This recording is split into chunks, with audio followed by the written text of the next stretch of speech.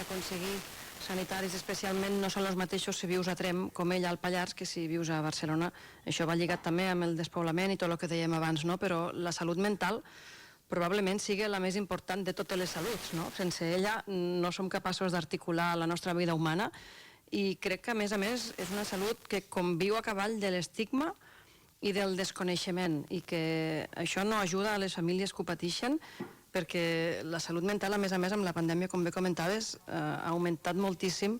la seva davallada, és a dir, quanta gent s'ha vist afectada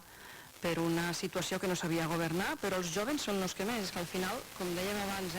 acaben sent els que reben tots els cops dels ases i ho estic dient com si jo no m'inclogués perquè, clar, per l'edat amb 46 doncs ja me puc sentir jove, però ja no estic patint el que ells pateixen, no? I mirava dades des de la primera onada de la pandèmia de com han augmentat les xifres en un 127% de gent que consulta